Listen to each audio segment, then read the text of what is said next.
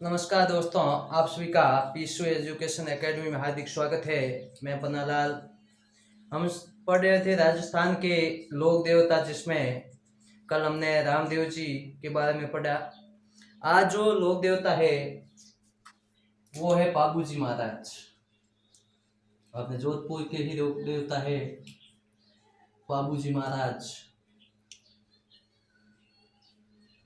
ये ऐसे लोक देवता है जिन्हें हिंदू मुसलमान सब पूजते हैं।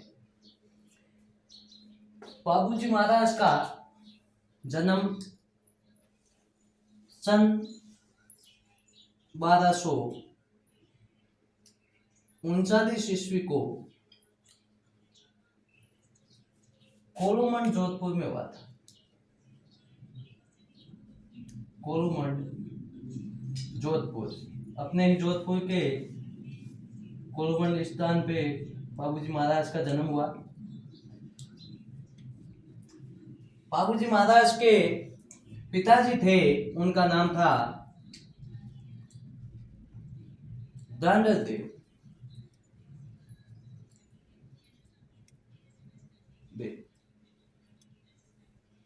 और माता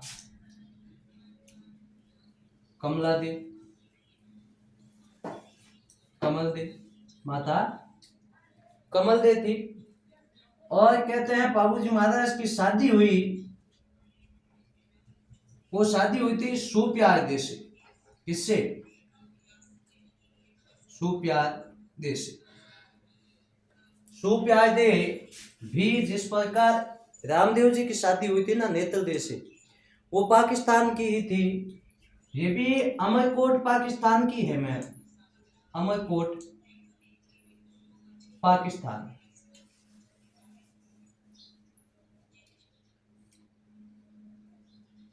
अमरकोट पाकिस्तान की सुप्यार दे से शादी हुई थी।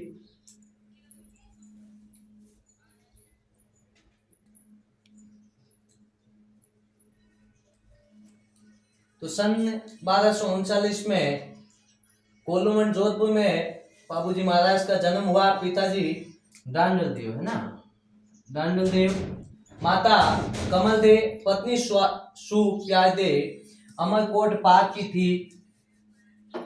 पाक सुजान सिंह की पुत्री,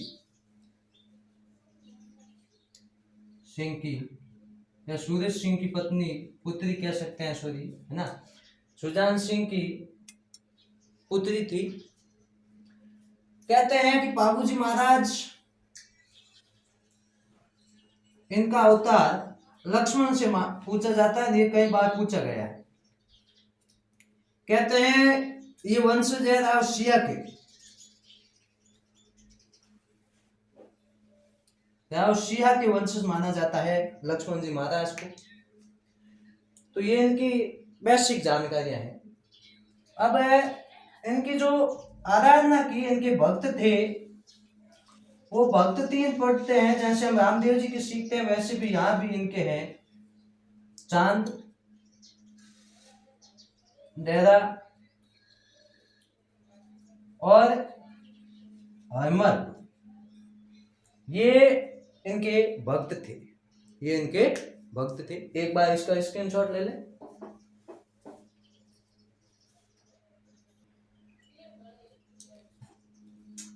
अब बाबूजी महाराज की जो बात आती है, उनकी कहानी जो आती है, वो इस प्रकार है कि कोलूमंड गांव है जोधपुर में। कोलूमंड गांव में क्या होता है कि एक देवल चारनी होती है, और उस देवल चारनी के पास कहते हैं कि एक गोरी थी जिसका नाम था केसर काली। केसर काली, ये केसर काली गोरी इतनी कहते हैं कि शानदार थी। इसको ये देखते, मतलब एक व्यक्तिगत इसमें गुण देखते ये कोई आदमी को पहचान लेती थी। वही देशभक्त, देखने वही सुंदर थी। और इसकी केसर काली गोरी की है, इसकी चर्चा आसपास के गांवों में तक हो गई थी। तभी कहते हैं कि बाबूजी महाराज की एक बहन होती है और उस बहन की जो शादी होती है वो जायल नागौर के राव जिंदराव खीसी से होती है। किससे होती है? जिंदराव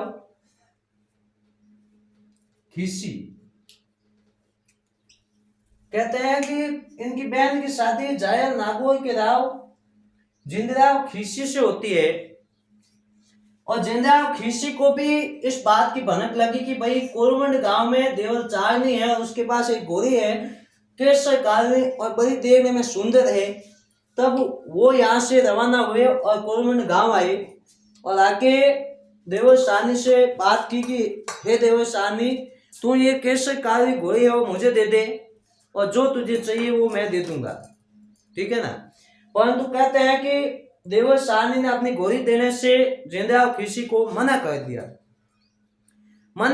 तो जिंदराव खीसी यहाँ से नाराज होकर वापस अपने गांव नागौर चला गया। अब समय के साथ साथ क्या होता है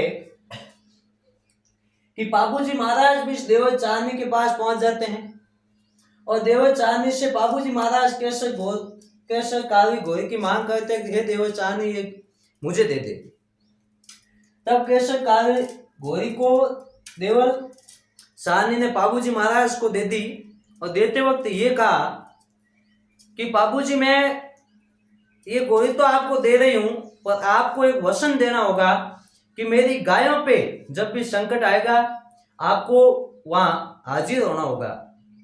बाबूजी महाराज ने कहा मैं वचन देता हूं, मेरे प्राण चले जाएंगे परंतु मैं तेरी गायों की हे देवल चांदनी जीवन भर रक्षा करूंगा। तो देवल चांदनी अपनी घोड़ी केसर कालवी होती है वो बाबूजी महाराज को दे देती है। देने के बाद जब बाबूजी महाराज की शादी का न्योता आता है और बाबूजी महाराज, हमने अभी पढ़ा कि अमरकोट पाक में सूरज सिंह की पुत्री सुप्यादेव से शादी करने जाते हैं।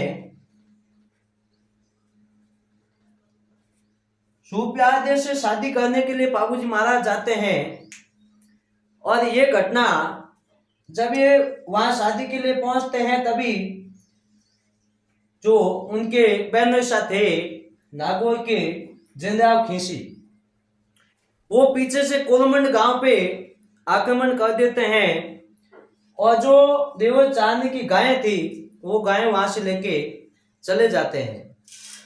जब गायें लेके कहते हैं चले जाते हैं उसी समय ये देवल चांदनी वहां से रवाना हुई और बाबूजी महाराज के पास अमरकोट पहुंची और कहते हैं उस समय घटना बड़ी शानदार थी। आप देखना कि वो घटना होती क्या है।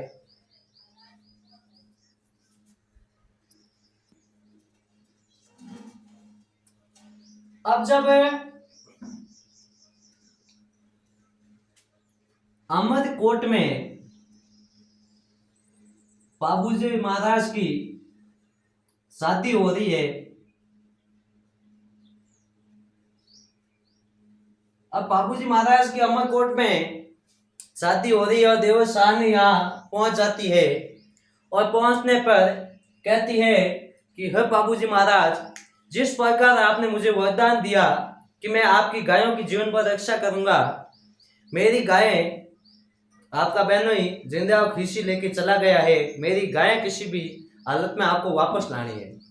तभी कहते हैं कि बाबूजी महाराज ने 3.5 फेरे लिए थे। कितने? शादी के 3.5, मात्र 3.5 फेरे हुए थे। और ये बात आकर जब कहती है तब कहते हैं कि सुप्यादेव के पिताजी सुजन सिंह कहते हैं कि हे देवल चांदनी, जितनी गाय तेरी थी उससे कहीं ज्यादा गाय मैं तुझे दे दूंगा, पर तू मेरे बेटी की शादी होने दे, वरना अध ब्याही रह जाएगी। परंतु देवर चांदनी नहीं मानती है। तो कहते हैं कि बाबूजी महाराज ने मात्र 3.5 फेरे लिए और अपनी तलवार से छड़ी को अलग करके उन्होंने कहा कि हे सुप्यादे, मैं 3.5 फेरों में ही तुझे अपनी पत्नी घोषित करता हूँ और मेरी शादी को मैं पूरा मानता हूँ। ये कहते हुए अपने कई साथियों के साथ कहते हैं कि यहाँ अमरकोट से बाबूजी महाराज देवर चांदनी की गायों को लेने के लिए चले जाते हैं और कहते हैं कि जोधपुर का एक गांव होता है, गांव का नाम है देसू। देसू गांव में पहुंचने पर बाबूजी महाराज और उनके बहनोई शाह जिंदराव खींची इनके बीच युद्ध होता है देसू गांव में। देसू अपना है जोधपुर में, ध्यान देना है ना, जोधपुर में। देसू गांव में बाबूजी महाराज और जिंदराव खींची के बीच खतरनाक युद्ध होता है और बाबूजी महाराज अपने बहनोई शाह जिंदराव खींची से युद्ध करते हुए गायों की रक्षा के लिए रहते हुए वीर गति को क्या हो जाते हैं, परास्त हो जाते हैं। ये वीर गति को पा लेते हैं। यहीं पे बाबूजी महाराज की युद्ध में ही क्या हो जाती है, मृत्यु हो जाती है। इसके बाद यहीं पे इनकी समाधि स्थल बनाया गया है। तो बाबूजी महाराज की ये घटना है कि भाई उनकी कैसे शादी हुई, कहाँ हुई, किसके विरुद्ध रहते हुए वीर गति को प्राप्त हो गए, आगे ध्यान रखना। अब इनकी बात हम करें मंदिर की, तो विशेष मंदिर इनका समाधि स्थान यही देसू गांव में ही बनाया गया, क्योंकि यहाँ इनकी मौत हुई। इनके मंदिर की मैं बात करूं या समाधि की बात करूं,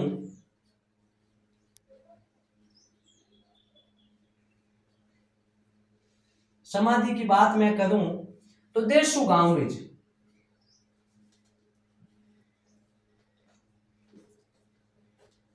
देसू गांव जो कि जोधपुर में है, यहीं पे बाबूजी महाराज का सबसे बड़ा मंदिर बनाया गया देसू गांव में।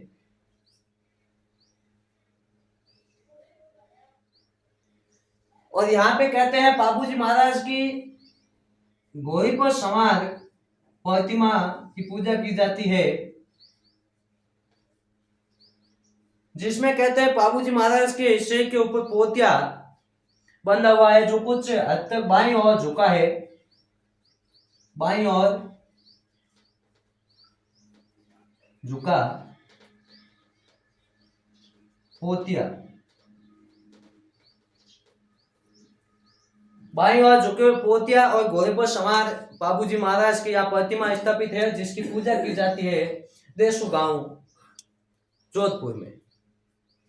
यहीं पे इनका जो कि कहते हैं बाबूजी महाराज का सबसे बड़ा मंदिर है, सबसे बड़ा मंदिर है देसू गांव में।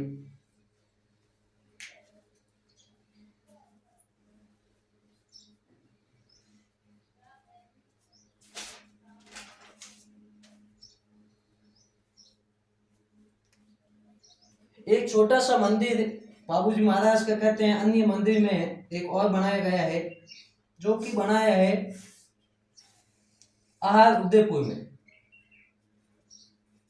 यहाँ पर भी कहते हैं बाबूजी का मंदिर बना हुआ है, और मुख्य मंदिर देसू गांव जोधपुर में ही बना है। यहीं पे इनकी समाधि स्थल है। एक बार स्क्रीनशॉट ले लें आप।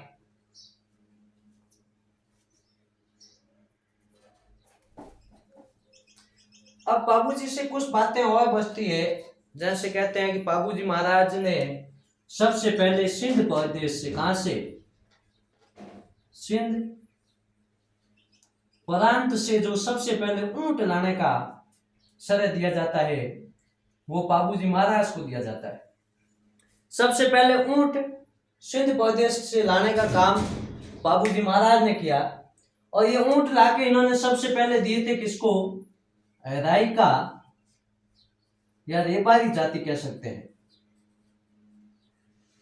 राइका या रेबारी जाति को सबसे पहले ऊंट लाके दिए, और जो सबसे पहले ऊंट लाके देंगे तो ये उनके क्या हो जाएंगे? आराध्य देव हो जाएंगे, है ना। तो राइका जाति के आराध्य देव भी है।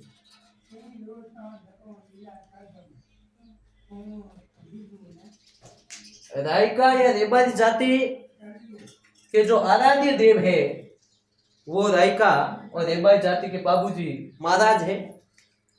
कहते हैं कि भील या भीलवा थ्योरी, जिसे नायक क्या कहते हैं? नायक। इस जाति के भी जो आराध्य देव है, नायक जाति के भी क्या है? आराध्य देव है। कौन? बाबूजी महाराज।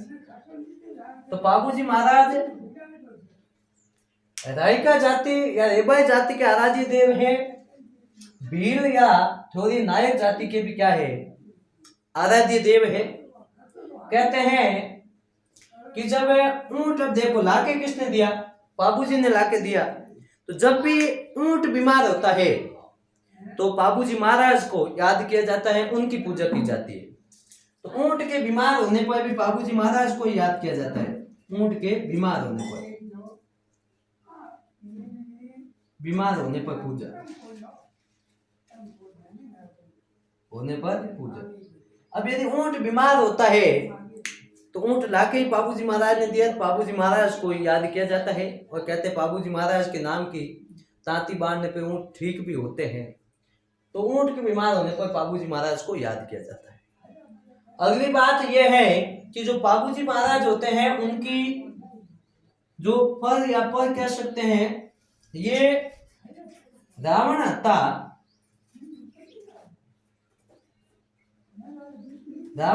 वाद्य यंत्र के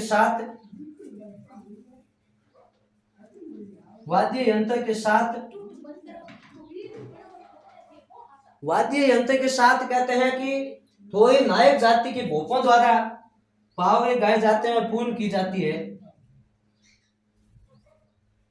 थोड़ी नायक